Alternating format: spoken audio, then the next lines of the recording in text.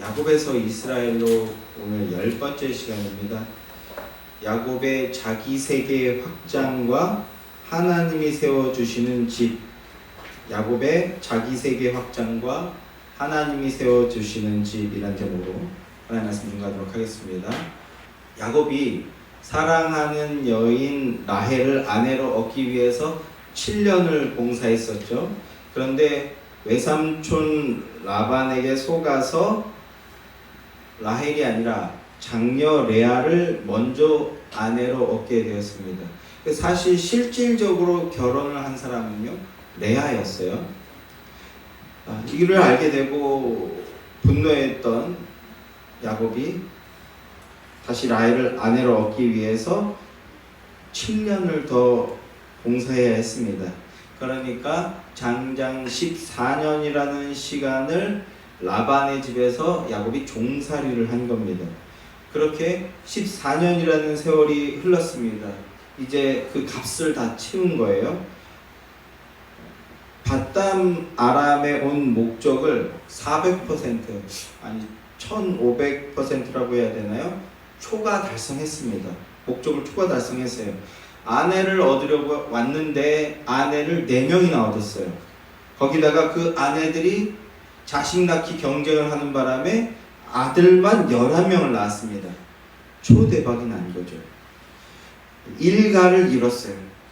그래서 이제 다시 고향집으로 돌아가려고 합니다.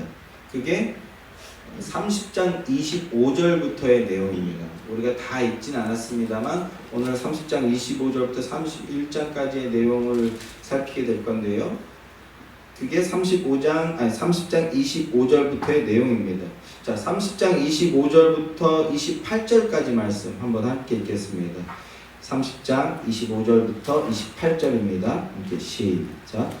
라헬이 요셉을 낳았을 때에 야곱이 라반에게 이르되 나를 보내어 내 고향 나의 땅으로 가게 하시되 내가 외삼촌에게서 일하고 얻은 처자를 내게 주시어 나로 가게 하소서. 내가 외삼촌에게 한 일은 외삼촌이 아시나이다. 라반이 그에게 이르되 여호와께서 너로 말미암아 내게 복 주신 줄을 내가 깨달았느니 내가 나를 사랑스럽게 여기거든 그대로 있으라.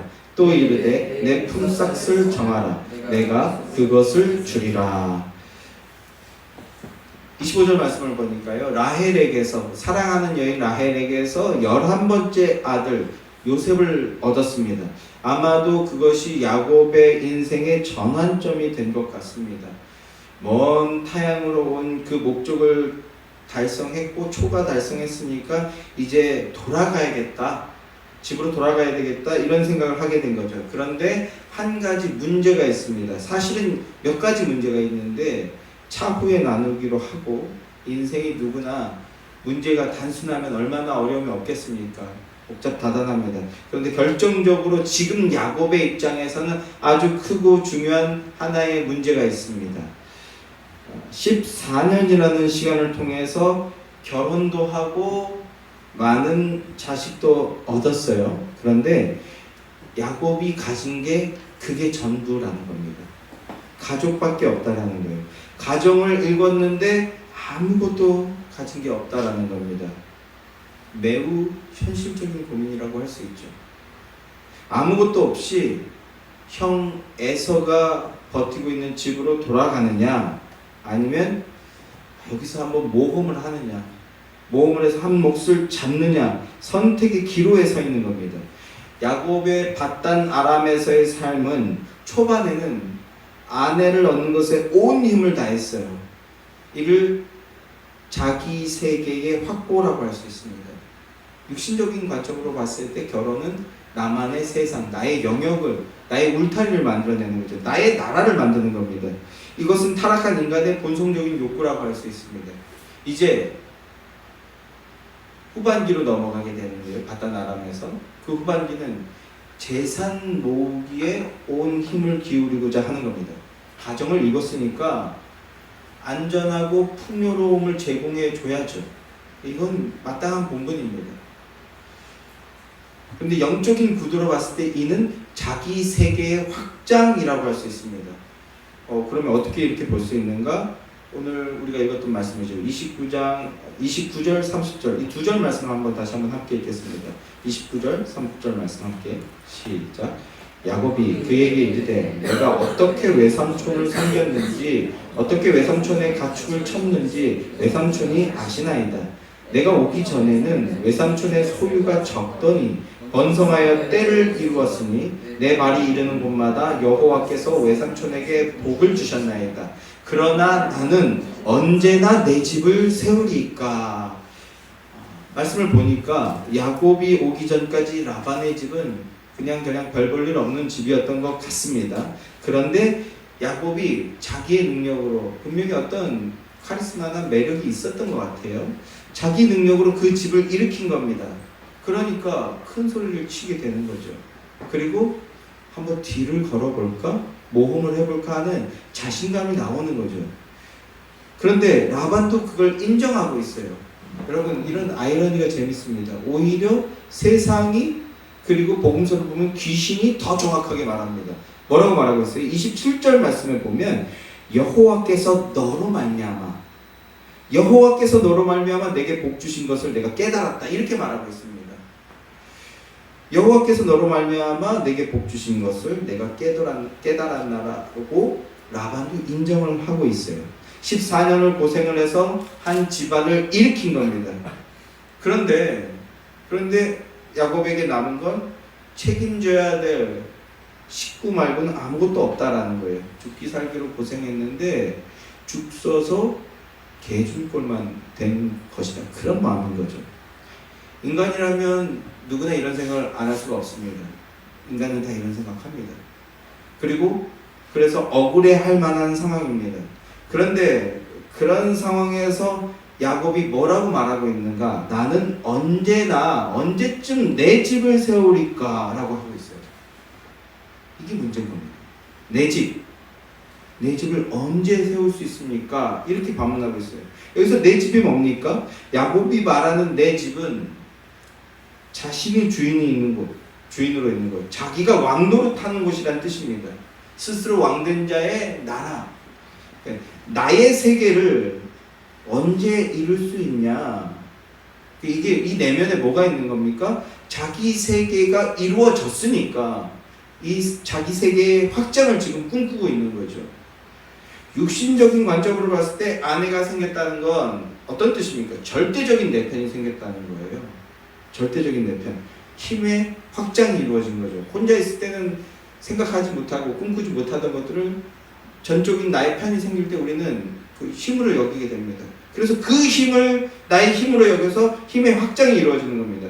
게다가 야곱은요, 아들이 11명이나 생겼습니다. 힘의 어마어마한 확장이 이루어진 거죠. 내 뜻과 내 마음을 전적으로 따를 사람이 생기니까 이제 나도 힘이 생겼다, 이렇게 생각하는 겁니다. 성도는요, 그 힘을 어떻게 쓰느냐인데 정확히는 그 힘이 어디로부터 왔냐를 기억하는 자가 성도입니다. 그런데 야곱은요, 아내와 자식이 나의 힘이고 나의 힘은 거기서부터 나온다라고 지금 생각하고 있는 거예요. 세상적으로 봤을 때는요, 육신적인 관점으로 봤을 때는 아버지의 뜻을 따라서 가업을 잇는다? 이건 너무나 오늘날은 거의 사라져가는 전통 아닙니까? 너무나 아름다운 모습이죠. 그러나 영적인 관점으로 봤을 때는요, 이 부분에서 우리가 한번 되짚어 봐야 된다는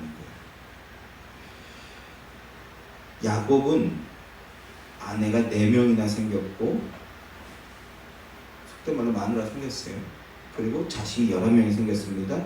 이제 뭐든지 한번 해볼만 하다? 여기서부터 지금 생각이 출발하고 있다는 겁니다. 그러니까 이것들을 힘삼아서 나의 세계를 더욱 넓히고 더욱 공고히 만들어보자, 이런 시도를 꿈꾸고 있는 그런 모습이라는 겁니다. 그런데 야곱은요, 우리가 왜 문제를 삼습니까? 야곱은 언약의 사람입니다. 언약 백성이에요. 일방적인 언약을 받아낸 사람이에요. 그러니까 세상과는 구별되어진 하늘의 사람이라는 뜻입니다. 야곱은 베델에서 하나님과 언약을 맺었습니다. 베델의 뜻이 뭐였어요? 하나님의 집이라는 뜻입니다. 하나님의 집. 하나님의 집에 소속된 자, 하나님 가정의 식구라는 뜻입니다. 그러니까 언약 백성에게 집, 가정이란 하나님 아버지가 있는 곳, 하나님 아버지가 왕노릇하시는 곳, 그리고 하나님 아버지의 사랑의 마음이 있는 곳, 그 아버지의 마음과 뜻으로 말미암아 참된 평안을 누리고 그래서 그 마음의 뜻을 따르는 곳을 말하는 겁니다. 하나님께 소속되어서 하나님의 통치와 다스림을 기쁨으로 순복하는 곳이 바로 성도에게 집인 겁니다. 하나님의 집이란 어떤 곳입니까? 하나님의 무한한 사랑이 흐르는 곳입니다. 그러니까 우리가 그곳에 들어갈 때 우리는 세상은 줄 수 없는 참된 안식과 평화를 누리게 됩니다. 사랑하는 성도 여러분, 여러분이 하나님의 집, 성전이죠. 여러분이 하나님의 집이요, 여러분의 가정이 하나님의 집이 되기를 주님의 이름으로 축원합니다. 그것을 꿈꾸고 열망하시기 바랍니다. 그런데 야곱은 하나님과 언약을 맺었음에도 그 언약을 지금 망각하고 있는 겁니다. 우리의 모습이죠. 일방적인 사랑과 은혜로 우리에게 언약 주시고 은혜 주시고 있는데 또 야곱은 그것을 망각하고 있어요. 그러면서 뭐라고 합니까? 나는 내 집을 언제나 세우리까? 그러니까 나는 내 집을 언제 세우리까가 아니라 나는 하나님의 집을 위해서 돌아가야 합니다. 이렇게 이야기하는 게 맞는 겁니다. 야곱이 하나님의 언약을 망각하고 있지만 언약 안에 있는 자라면 나는 나는 하나님의 집을 위해서 이제 돌아가야 합니다 라고 이야기해야 되는 게 맞는 것이다 라는 겁니다. 창세기 28장 21절 말씀을 보면요, 내가 평안히 아버지의 집으로 돌아가게 하시오며, 지금 야곱이 하나님께 서원하는 겁니다. 여호와께서 나의 하나님이 되실 것이요 내가 기둥으로 세운 이 돌이 하나님의 집이 될 것입니다. 이렇게 고백하고 있어요. 하나님께서는 베델에서 야곱을 만나주시고 야곱이 그곳을 하나님의 집 베델이라고 불렀어요. 그리고 또 하나님께서는 베델에서 언약해 주시기를 내 자손이 땅에 티끌같이 되어서 많아지게 된다는 거죠. 티끌같이 되어서 내가 서쪽과 동쪽과 북쪽과 남쪽으로 퍼져나갈 것이며 땅의 모든 족속이 너와 내 자손으로 말미암아 복을 받으리라. 내가 너와 함께 있어 내가 어디로 가든지 너를 지키며 너를 이끌어 이 땅으로 돌아오게 할지라. 내가 네게 허락한 것을 다 이루기까지 너를 떠나지 아니하리라. 이렇게 철석같이 약속해 주셨습니다. 이 말씀을 기억하는 것이 우리의 힘이고 우리의 능력입니다. 하나님께서 베델로 돌아오게 하겠다 약속해 주셨어요. 그러면 베델로 돌아오게 하시는 그 이유가 무엇인가? 하나님의 언약이 반드시 이 땅으로 돌아오게 하셨다라고 언약하셨죠. 그러니까 베델로 돌아오게 되면 하나님의 언약이 성취된다라는 것을 우리에게 보여주시는 것이 됩니다. 그리고 그것은 하나님의 집에서 하나님의 백성들이 예배할 수 있게 되는 겁니다. 하나님이 우리를 왜 돌아오게 하시고 우리를 왜 구원하고 우리를 왜 돌아오게 하시는가? 우리 예배하게 하기 위해서라는 겁니다. 그게 하나님의 일하심의 목적입니다. 이걸 조직신학에서는요 창조 경륜의 회복이라고 하는데요, 1차적으로는요 야곱이 하란에서 12아들을 데리고 돌아와 베델에서 하나님을 예배하게 하는 것, 이게 1차적인 하나님의 목표라면 궁극적으로는요 이미 창세기 안에 그 말씀이 다 예언되어 있는데 훗날에 애굽 땅으로 팔려가는 이스라엘 백성들이 다시 가나안 땅으로 돌아와서 하나님을 예배하게 하는 것, 이걸 미리 보여주게 하는 겁니다. 뿐만 아니라 이것이 또 바벨론 포로로 갔다가 돌아오게 하는 것을 통해서 또다시 한번 이루어지죠. 그런데 이것까지도 뭔가를 모형하고 있는 겁니다. 더욱더 궁극적으로는 하나님의 가족, 즉 교회, 우리죠. 우리가 마귀에게 종살이 하다가 이제 하나님 앞으로 다시 돌아가서 다시 하나님을 예배하는 자가 되게 하는 것, 이걸 지금 야곱을 통해서 미리 우리에게 보여주고 계신 거라는 겁니다. 여러분에게 하고 계신 말씀이라는 거예요. 야곱이 이스라엘이 되고 그 이스라엘은 영적 이스라엘인 교회로 확장이 되어서 우리에게 계시되어주고 있다라는 겁니다. 그러니까 야곱은 돌아가는 이유를 뭐라고 이야기했어야 되는 거라고요? 내 집이 아니라 하나님의 집을 위해서 나는 돌아가야 됩니다. 이렇게 얘기해야 되는 거라고요. 그런데 그렇게 이야기하지 않는 겁니다. 하나님과의 언약 그리고 자신의 소원을 까맣게 잊어버리고 있는 겁니다. 지금 눈에 뭔가 보이고 손에 뭔가 잡힐 듯한 그 힘이 지금 자기 손에 있는 것 같은 거예요. 신기루 같이 많은 4명의 아내와 11명의 자녀가 이거 뭔가 해볼 만한데 이렇게 자기에게 힘이 생긴 것 같으니까 하나님의 언약을 자연스럽게 잃어버리게 되는 거죠. 다시 자신의 힘과 다시 자기의 깨로 자기 세계를 움켜쥐려 해보고 하고 있는 겁니다. 옛 본성의 모습을 다시 드러내고 있는 거죠. 이게 뭡니까? 이게 우리의 모습이라고요. 조금만 잘 되면 이제 내가 되나 보다. 내 힘으로 하면 되겠다. 이게 우리의 본성이에요. 실존주의 철학가 중에 장폴 샤르트르라는 사람이 있습니다. 샤르트르가 이렇게 말했어요. 유명한 말이죠. 실존이 본질을 앞선다. 이런 말을 했습니다. 실존이 본질을 앞선다. 이게 무슨 말입니까? 여기서 본질이라는 것은요, 존재의 이유나 목적을 말하는데요. 그러니까 사물에는 존재의 본질이 있다는 거예요. 가령 예를 들면 의자는 사람을 앉게 하기 위해서, 앉아서 쉬게 하거나 앉아서 사물을 보게 하기 위해서 그 이유로 만들어진 것이 그 사물의 본질이라는 거죠. 여기 또 마이크가 있습니다. 마이크는 저의 음성을 여러분들에게 전달하는 그 본질을 가지고 만들어졌다라는 거죠. 이렇게 사물에는 본질이 있지만 그러나 인간에게는 그런 본질이 없다라는 거예요. 인간에게는 본질이 없다. 인간에게는 존재의 이유나 목적이나 기능 그런 거 없다라는 겁니다. 심지어는요. 그래서 이 사르트르의 이 철학을 받아들이게, 실존주의 철학을 받아들이게 되면 오늘날 우리에게 나타나게 되는 모습이 뭐냐면, 존재하고 내가 존재하는 것, 존재하고 싶어서 존재하는 것도 아니라는 겁니다. 지들이 좋아서 나와놓고서는 나한테 자꾸 이런 어려움 준다. 이런 말들 농담같이 진담처럼 오늘날 보편화되지 않았습니까? 내가 원해서 나왔냐? 이렇게 말하잖아요. 그래서 사르트르의 철학에서는요, 인간을 P2 존재라고 정의합니다. P2라는 건 던져졌다라는 거예요. 인간이란 세상에 그냥 던져진 존재라는 거예요. 그냥 던져진 거예요. 인간, 나 지금 여기에 존재하고 있는 것은요, 부정할 수 없는 사실이라는 거죠. 지금 제 말을 듣고 계십니까? 제 말을 듣고 생각하고 계시나요? 제 말을 들으면서 숨을 쉬고 계시나요? 이걸 부정할 수는 없어요. 왜냐하면 내가 지금 여기서 이 말을 듣고 있잖아요. 이게 인간의 실존이 여기서부터 출발하는데, 그런데 뭔가 그 존재의 이유나 인간의 존재의 이유나 목적이 있는 게 아니고 인간은 그냥 태어나졌다라는 거예요. 누가 부모한테 여보시오, 내가 이 땅에 나와서 일가를 이루어 볼 테니 나를 한번 낳아보시오 하고 그렇게 해서 부모와 상의해서 나온 인간이 있습니까? 없다라는 거예요. 없다라는 거예요. 내 뜻과 상관없이 나와졌어요. 그러니까 에라이, 이렇게 태어난 김에 살아보자.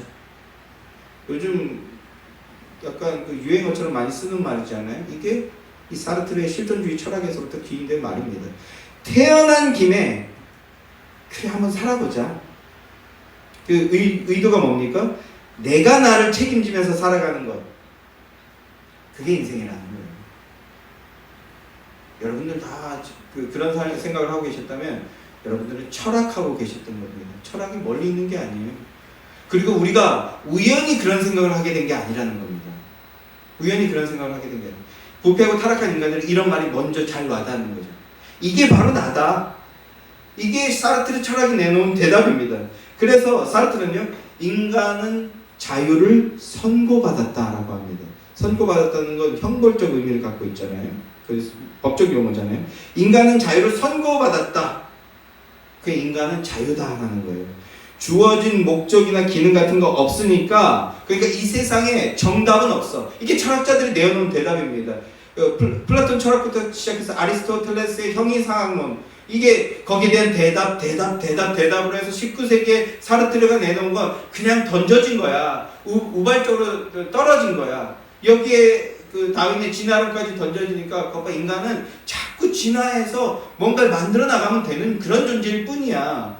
창조 그런 건 없어 라는 겁니다. 이게 철학자의 대답이었고, 오늘날 이 철학은 우리 세상에 보편화되어 있습니다. 정해진 정답이나 목적 같은 거 없으니까, 그러니 마음껏 살아라. 마음껏 자유롭게 고민하고 마음껏 자유롭게 선택하며 살아라. 이게 실존이 본질보다 앞선다라는 말의 의미입니다. 굉장히 고상한 말 같은데 어떻습니까? 성도들에겐 그 트릭이 보여지는 거죠. 인간 존재의 실존적인 문제, 인간이 어떻게 시작되었고 어디로 가는가, 왜 태어났고 죽은 다음엔 어떻게 되는가, 이 질문에 대한 철학자들의 나름 고상한 대답인데 어떠셔요? 해답이 되십니까? 실존이 본질보다 앞서니까 여러분 마음껏 사십시오. 여러분이 선택하면 그게 정답입니다. 할렐루야. 감사해요. 아멘 할까봐 속으로 쫄깃했네. 여러분, 인생을 살아보니까 어떻습니까? 모든 게 자유롭게 열려있고 무엇이든 마음대로 할 수 있는 게 좋던가요? 아니죠. 안 됩니다. 저 역시도요, 지금 제가 가장 바라는 건 뭐냐면 저의 멘토가 되어줄 분이에요. 난 누구한테 물어볼 사람이 없어요. 물어볼 사람이 없어요. 근데 그래서 은혜로 하나님만 더 의지하게 되는 은혜가 있습니다. 수련회 가서 그런 말씀 나누죠. 우리 교회는 개척의 난이도가 최상급인 교회다. 아주 해볼만 하지 않습니까? 그냥 떠중이 하지 않고 제일 어려운데 이거 해내면 능력자. 그 난이도가 높아지는 이유 중에도 뒷배가 없어요. 뭔가 묻고 의논할 대상이 없습니다. 그런데 그래서 하나님만 붙들게 되는 것, 여기에 소망이 있다라는 거예요. 아멘이십니까?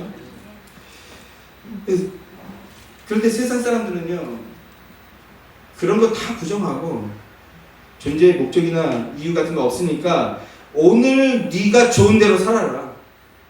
오늘 네가 너에게 좋은 게 무엇이니 그거 고민하며 살아라. 그거 고민하며 살아가는 것이 내게 주어진 인생이다라고 이렇게 얘기하고 있는 겁니다. 그런데 여러분, 그렇게 살아가면 어떻게 행복합니까? 오늘 나의 만족과 유익을 위해서 나 좋아하는 거 뭐예요? 내가 좋아하는 거 먹고 내가 좋아하는 대로 입고, 이 젊은이들이 그래서 욜로라는 이름으로 또 타이틀을 지어줬더니요, 심지어 한 월에 700, 800 이렇게 쓰는 사람들이 있더라고요. 아이고 부러워라. 근데 남편이 돈을 못 벌어온대요. 꼴은 그거밖에 못 벌어온대요. 이런 사람이 우리 주변에 진짜 있는 게 맞나요? 언론에 미디어에만 나오는 그 어떤 환상의 나라 아닌가요? 만족하지 못한다는 거예요. 철학은 인간이 원치 않게 태어난 존재, 세상에 그냥 던져진 존재라고 말하지만, 성경은 뭐라고 말합니까? 성경은요, 인간을 부르심을 받은 자, 택하심을 받은 자라고 말합니다. 여러분이 어떻게 여기에 왔습니까? 내가 내 발로 왔다, 차 끌고 왔다. 아니요. 발이 있고 운전할 수 있어도 교회는 아무나 올 수 있는 곳이 아닙니다. 하나님이 막으시면요, 억만금이 있어도 교회 올 수 없어요. 교회 당에는 또 나올 수 있을지 모르지만 하나님 앞으로 나아갈 수 없습니다. 하나님께 예배할 수 있게 된 것은요, 하나님이 택하셨고 하나님이 불러주셨기 때문입니다. 이게 은혜입니다. 그냥 던져진 존재가 아니라는 겁니다. 하나님은 찾아와서 만나주시고 언약을 맺어주시고 당신과 우리를 당신께서 묶어주신 거예요. 일방적인 은혜로 불공정한 계약으로 우리를 묶어주셨어요. 그 불공정은 전적인 하나님께 불공정인데 하나님이 선뜻 살아가기 때문에 우리를 묶어주셨습니다. 그런데 인간의 부패성, 이 분패한 본성은 그런 하나님을 자꾸 밀어내려고 한다는 겁니다. 우리의 모습이죠. 그리고 자기 힘으로 일어서 보겠다고 하는 겁니다. 하나님 여기까지 좋아요. 감사합니다. 이제부터는 제가 한번 해볼게요. 요건 제가 한번 해볼게요. 성경 그걸 믿음이라고 하지 않습니다. 세상은 자기 집 세우기에 혈안이 되어 있어요. 하나님 없는 세상은 그런 모습을 보이는 것이 당연하다고 여기는 겁니다. 그런데 언약 백성인 야곱도 지금 그런 모습을 보이고 있다는 겁니다. 그게 문제라는 겁니다. 세상이 자식 낳기 경쟁하는 것, 내 힘 쌓기 경쟁하는 것 당연한 것이죠. 또 자기 소유물 쌓기 경쟁하는 것, 많아지기 위해서 힘쓰는 것 역시 세상적 관점에서는 당연한 것이라고 하겠습니다. 그런데 하나님의 백성인 야곱과 그의 가족들이 지금 그런 경쟁에 함께하고 있다는 것, 이건 문제라는 거죠. 안타까움을 금할 길이 없는 겁니다. 그런데 그러면 왜 계속 이런 모자란 모습들이 나타나는가? 인간의 실존적인, 진정한 실존적인 문제, 구원이란 우리의 잘남, 우리의 노력, 우리의 힘, 이런 것으로 얻어지는 게 아니다라는 걸 지금 보여주고 있는 겁니다. 우리가 하나님 앞에 뭔가 내어드릴 게 있어서 그래서 우리가 구원받은 게 아니라는 겁니다. 우리는 쉼 없이 하나님께 반역하는데, 그런데 하나님은 그럼에도 내 사랑이 어디까지 나아가는지 너에게 보여줄게. 너희들의 죄의 깊이가 이만큼 되냐? 그러면 내 사랑의 깊이는 그걸 덮고도 남는다라는 걸 내가 보여줄게. 그렇게 하고 계십니다. 이렇게 더 깊은 곳까지 들어와서 우리를 안아내시고 품어내시는 거죠. 그래서 역설적이게도요, 우리의 죄가 클수록 하나님의 영광이 더 커지는 겁니다. 그래서 저는 저의 부족함과 연약함을 감추지 않아요. 그럴수록 우리 하나님의 능력과 은혜가 더 크게 드러나니까요. 우리가 스스로 의롭다고 할수록 하나님의 구원은 점점 더 낮아집니다. 그런데 그런 거 없어요. 왜 그렇습니까? 우리는 의롭지 않기 때문입니다. 인간은 의롭지 않아요. 우리는 그 의로 우리를 구원할 능력이 없습니다. 그래서 자기가 죄인임을 더 뼈저리게 느끼는 자가 하나님의 은혜를 더 깊이 체험하게 되는 거예요. 지난 시간에도 말씀드렸는데, 야곱은 언약 안에서, 아브라함의 믿음의 조상이라고 한다면 야곱은 언약 안에서 자격 없는 죄인이 어떻게 구원받게 되는지 하나님의 예정을 통한 구원하심의 롤모델로 등장하고 있는 게 야곱이다라는 말씀을 드렸는데요. 그래서 야곱의 그 인간적인 본성을 여과 없이 드러내죠. 성경은 그런 걸 감추지 않습니다. 여과 없이 드러내요. 자신의 욕망을 위해서 한없이 속이고 사기치는 자로 등장합니다. 그럼 왜 그렇게 속입니까? 자기 소유를 늘려야 되기 때문에 그렇습니다. 그럼 그걸 또 왜 그렇게 늘립니까? 그게 있어야 안전하다고 생각하기 때문입니다. 그게 있어야 나를 지키고, 그게 있어야 내가 풍요롭게 살 수 있다, 이렇게 생각하고 있기 때문이라는 거예요. 그래서 사기치며 사는 겁니다. 그러나 하나님의 백성은요, 그런 것들로 안전과 풍요를 누리는 자들이 아닙니다. 하나님의 백성인 성도는 하나님 때문에 안전함을 누리고 하나님으로 말미암아 부요함을 누리는 자들입니다. 그런데 야곱은 아직 그 하나님을 제대로 경험하지 못하고 있는 거예요. 그래서 하나님께서요, 계속 다듬어가고 한쪽 방향으로 지금 이렇게 몰아가고 계신 거예요. 야곱을 전체를 봐야 됩니다. 지금 그 절정을 향해서 가고 있어요. 계속 하나님의 그 전적인 사랑과 은혜를 누리게 하기 위해서 다듬어 나가고 계신다는 것. 그게 하나님의 일하심의 방식이고요. 그래서 우리는 소망이 있는 겁니다. 지금 내 모습을 보면 소망이 없지만 신실하신 하나님께서 당신의 신실하심으로 우리를 만들어가고 다듬어 나가고 있다. 여기에 우리의 믿음이 있기 때문에 오늘 우리의 모습을 보면서 우리가 좌절하고 낙심하고 비관하는 것이 아니라 오히려 소망을 갖게 된다는 것. 이 사실을 기억하시기 바라요. 하나님께서 우리를 만들어 나가고 계신다는 걸 야곱을 통해서 보여주고 계신다는 겁니다. 그래서 계속해서 야곱은 자기의 소유를 늘려서 안정감을 얻고자 지금 발악하고 있는 겁니다. 이게 사르트르가 말하는 자유의 속박이죠. 속박입니다. 야곱은 선택의 기로에 서 있습니다. 그런데 여기서 야곱의 속임수, 사기치는 능력이 또 발동하게 됩니다. 재산을 늘려야 되는데, 그래서 나의 안정과 풍요를 획득해야 되는데 어떻게 하면 늘릴 것인가? 자, 31절부터 36절까지 말씀 한번 함께 읽겠습니다. 31절부터 36절까지 함께. 조금 긴지만 집중해서 또박또박 함께 읽어보겠습니다. 시작.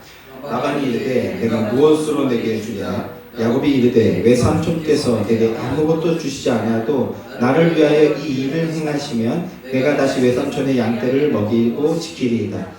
오늘 내가 외삼촌의 양떼를 두루 다니며 그 양 중에 아롱진 것과 점 있는 것과 검은 것을 가려내며 또 염소 중에 점 있는 것과 아롱진 것을 가려내리니 이 같은 것이 내 품삯이 되리이다. 후일에 외삼촌께서 오셔서 내 품삯을 조사하실 때에 나의 의가 내 대답이 되리이다.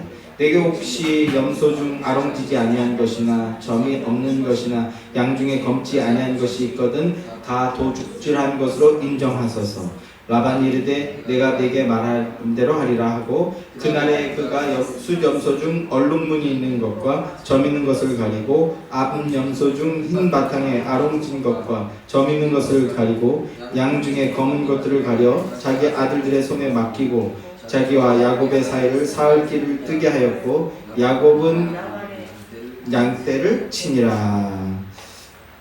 자, 앞서도 말씀드렸듯이 라반이 야곱 때문에 부자가 됐어요. 라반 입장에서는 야곱이 계속 있어야 되는 거죠. 품삯 하나도 안 받고 14년을 해서 부를 이루어줬으니까 얼마나 이뻤겠습니까. 그래서 야곱을 계속 지금 붙잡아 두려고 합니다.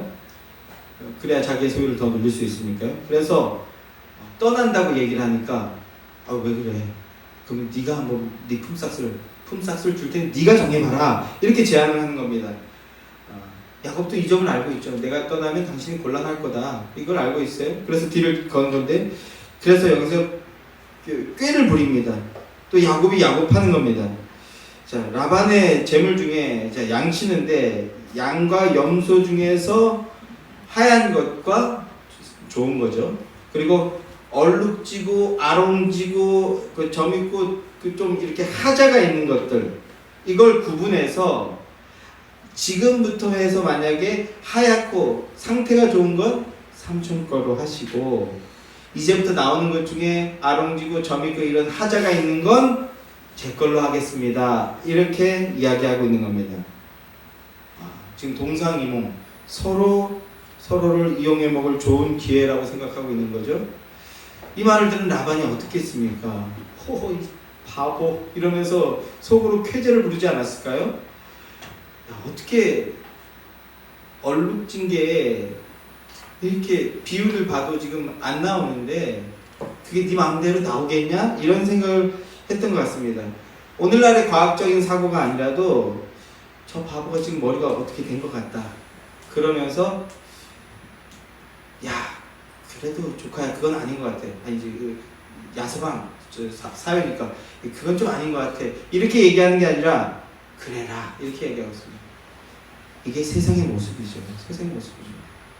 성도, 이웃사랑의 마음을 품지 않은 자들은요 결코 굳이 내가 손해보면서 너를 지켜줄 이유가 없다. 오늘날 점점 더 심화되고 있지 않습니까? 이 물질주의적 세계관 속에서요. 이웃사랑이 1도 없는 모습, 야비한 모습을 보여주고 있습니다. 아주 못돼 처먹은 모습이죠. 그런데요 우리 하나님은 어떤 분이십니까? 우리 하나님은요 역전의 하나님이십니다. 성경은요 역전의 책이에요. 그래서 우리가 성경을 보는 겁니다.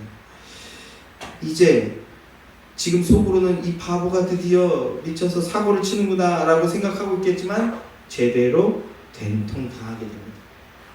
35절을 보면 그나마 이 얼마나 야비한지 그나마 있던 그 얼룩무늬나 점 있는 것들 이거를 자기 아들 편에 다 보내버렸대요. 혹시나 이거 이렇게 속아서 쏙 숨길까봐 싹 깨끗하게. 오히려 야곱은 그래 마음껏 해라 다 보내버리고 하얀 것들은 지금 야곱 편에 보냈다고 합니다. 그리고 3일 뒤 떨어진 곳에서 이제 목축을 시작합니다. 자, 37절부터 39절까지 말씀도 한번 함께 읽겠습니다. 함께 시작. 야곱이 버드나무와 살구나무와 신풍나무의 푸른 가지를 가져다가 그들의 껍질을 벗겨 흰 무늬를 내고 그 껍질을 벗긴 가지를 양떼가 와서 먹는 개천의 물 부유에 세워 양떼를 향하게 하매 그떼가 물을 먹으러 올 때에 새끼를 베니 가지 앞에서 새끼를 뱀으로 얼룩얼룩한 것과 점이 있고 아롱진 것을 낳으니라. 이제 상태 좋은 것들만 남았어요. 상태 나쁜 건 다 저리로 가버리고 상태 좋은 걸 가지고 이제 키워야 되는데, 그런데 야곱이 나무 껍질을 벗겨서 얼룩얼룩하게 만들었대요. 그리고 양이나 염소들이, 이 실한 놈들이 와서 물을 먹으려고 할 때 먼저 그걸 눈으로 보게 했다고 합니다. 그런 다음에 교배를 하게 했다라는 거예요. 그랬더니, 그래서 새끼를 베면 덜룩한 그 양과 염소가 나올 거라고 생각했어요. 이게 그때나 지금이나 과학적으로 전혀 근거가 없는 얘기죠. 말이 안 되는 겁니다. 그런데 그 결과가 어떻다고 얘기하고 있어요? 그렇게 했더니, 야곱이 계획한 대로 했더니 아롱진 것을 낳은지라 라고 합니다. 상태 나쁜 놈들은 저리 다 뒤로 빼고 아주 그냥 라반이 꾀를 써서 상태 좋은 놈들만 붙들고 이제 새로 뭔가를 시도했더니 아롱진 것을 낳더라. 결과가 대성공이 되었다는 겁니다. 여기서요, 이런 사람들이 있어요. 신학한다는 사람들 중에서도 과학적으로는 불가능한 거다, 과학적인 가능성을 가지고 떠드는 사람이 있는데, 과학적으로 불가능한 이런 일들을 얘기하고 있는 거, 이거 그러니까 성경은 신화야. 실제로 있었던 일이 아니고 신화적인 얘기니까 우리가 그걸 잘 교훈을 얻기만 하면 돼. 이런 그 성경은 엉터리다라는 식의 주장을 하는 사람들이 있습니다. 그들은요, 성경을 안 믿기로, 하나님의 말씀으로 안 받기로 작정한 사람들인 거예요. 그런데 그게 한 신학의 분파라고 하면서 계속 신학교 가면 공부하고 가르칩니다. 그 신학 공부한 사람들이 이제 교회 차려서 목사들이 되고 있어요.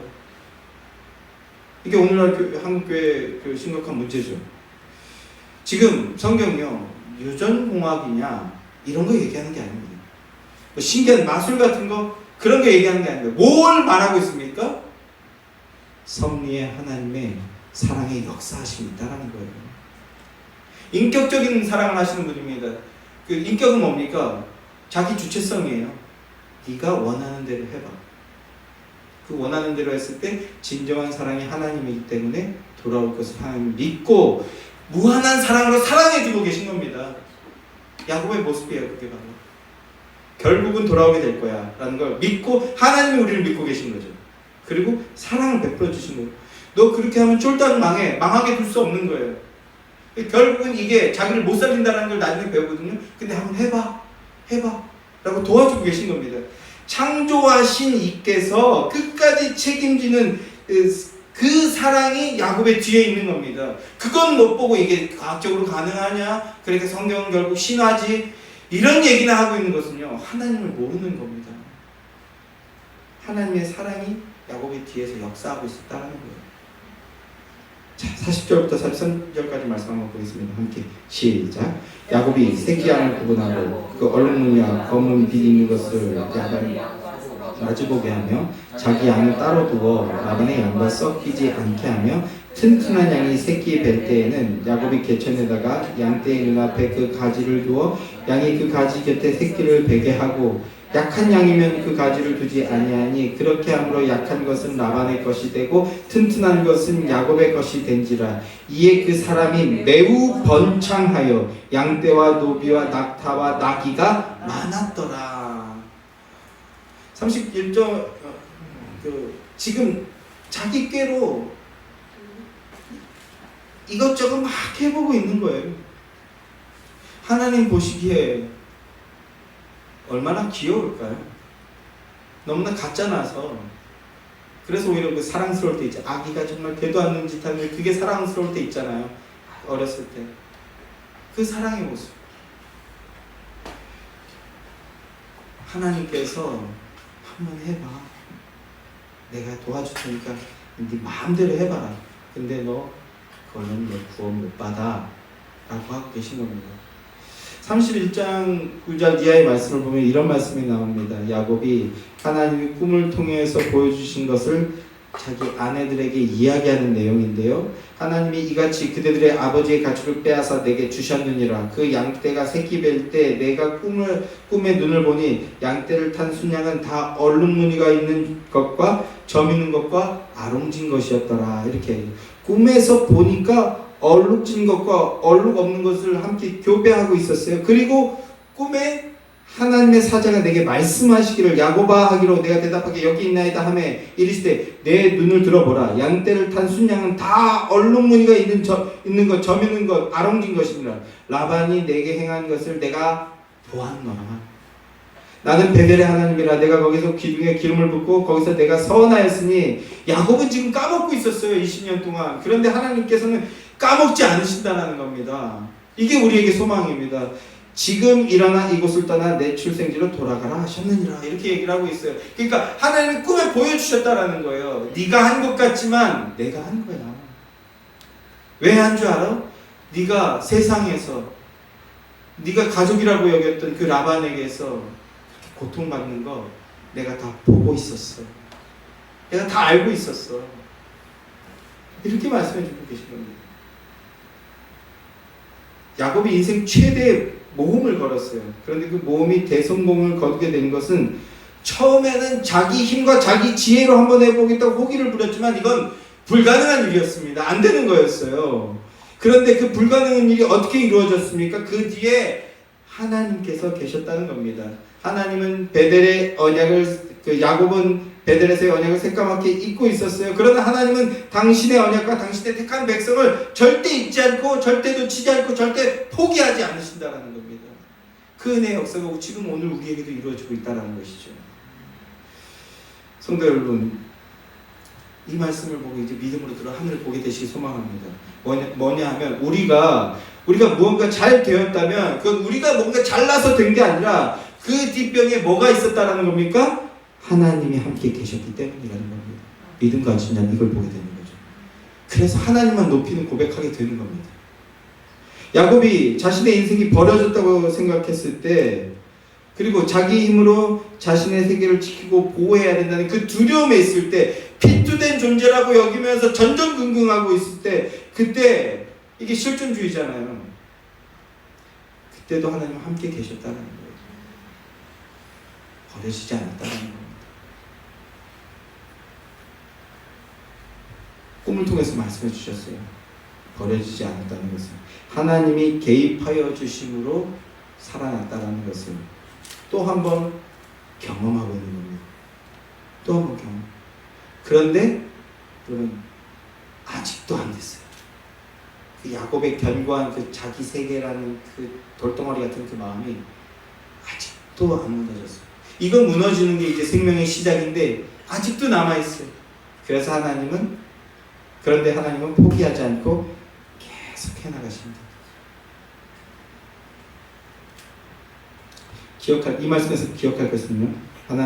우리 하나님은 라반의 못된 소행을 보시고 아시고 계신다는 믿음으로 살아가려 하는 우리들을 핍박하고 괴롭히고 그 믿음을 무너뜨리려고 하던 그 누군가를 그 고통을 하나님은 보시고 아신다는 것 이것 기억하시기 바랍니다. 그리고 당신의 백성에게 성도에게 자녀에게 야곱에게 갚아주신 것처럼 갚아주신다는 것 이걸 소망하시기 바랍니다. 그런데 야곱이 이 말을 하기까지요 야곱의 생애가 얼마나 힘이 들었겠습니까? 창세기 31장 38절 말씀을 보면 내가 이 20년을 외삼촌과 함께 하였거니와 이 외삼촌의 암양들이나 암염소들이 낙태하지 아니하였고 자기가 힘써 돌봤다는 거죠. 외삼촌의 양떼 순양을 내가 먹지 아니하였으며 사기치지 않았다라는 거예요. 취하지 않았다는 겁니다. 물려 찢긴 것과 찢긴 것은 내가 외삼촌에게 가져가지 않고 변상했다는 거예요. 그건 자기 걸로 여기고 깨끗한 거 오히려 자기 거 가져다 깨끗한 걸로 드렸고 또 만약에 도둑 맞은 것이 있다면 그것도 내가 대신 땜빵 했다라는 거예요. 내가 다 보충해. 없어진 것도 다 야곱이 조금씩 다 책임져줬다 갚아줬다고 합니다. 인애와 공의와 의를 행했다라는 거죠. 진실과 정직으로. 40절 말씀을 보면 내가 이와 같이 낮에는 더위와 밤에는 추위를 무릅쓰고 눈 붙일 겨를도 없이 지냈나이다. 내가 외삼촌 집에 있는 이 20년 동안 외삼촌의 두 딸을 위하여 14년, 외삼촌의 양떼를 위하여 6년, 외삼촌을 위하여 봉사하였거니와 외삼촌께서는 내 품삯을 10번이나 바꾸셨나이다. 이렇게 얘기합니다. 야곱의 20년이 이랬다는 겁니다. 성도의 세상의 삶이 이렇다라는 거죠. 악질 중에 악질 중에 걸려서 속된 말로 그야말로 개고생했다는 겁니다. 얼마나 고단한 인생이었습니까? 속임수, 사기치는 거 하면 야곱인데 그 야곱이 인자를 제대로 만났던 거죠. 그런데 그 야곱의 20년 삶은 정말 녹록지 않은 삶이었어요. 하나님의 삶은 정말 녹록지 않은 삶이었어요. 이게 바로 성도가 이 세상에서 살아갈 때 느끼는 그 어려움이라는 겁니다. 이 세상에서 성도로 살아가는 것 녹록지 않다라는 거예요. 힘이 듭니다. 세상은요, 이익을 위해서 물불을 안 가립니다. 피도 눈물도 없어요. 자기 중심적으로 살아가며 물고 묻고 빼앗는 것, 그게 바로 하나님이었고 그게 바로 성도가 살아가는 이 세상이라는 거예요. 그런데 하나님은 그 속에서 언약의 믿음과 은혜로만 살아갈 수 있도록 심어 넣으셨다는 거예요. 우리를.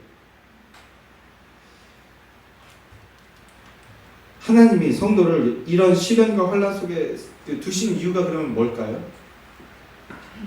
그것은 대대를 사모하도록 하기 위해서입니다.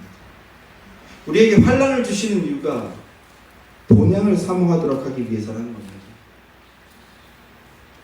우리에게 적용시키면 하나님을 바라보고 천성을 믿는 믿음으로, 그것을 사모하는 믿음으로 살아가도록 훈련시키고 계신다는 겁니다.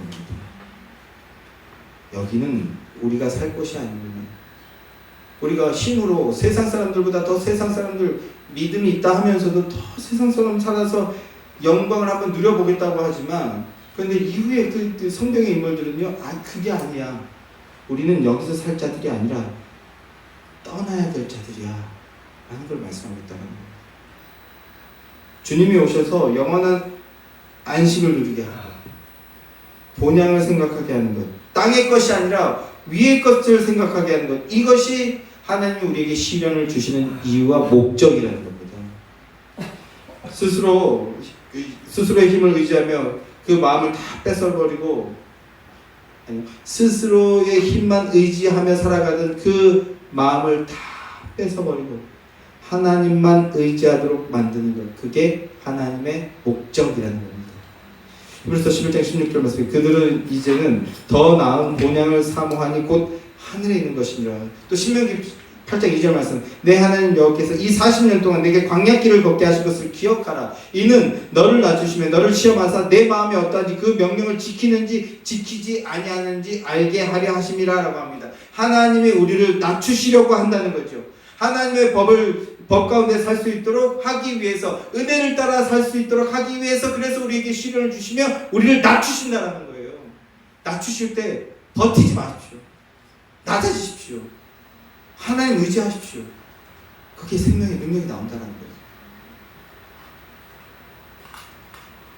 하나님은 이제 라반과 별반 차이 없는 자기 집 짓기 경쟁 속에 있는 야곱에게 그곳은 네가 있을 곳이 아니야 라는 말씀을 하시면서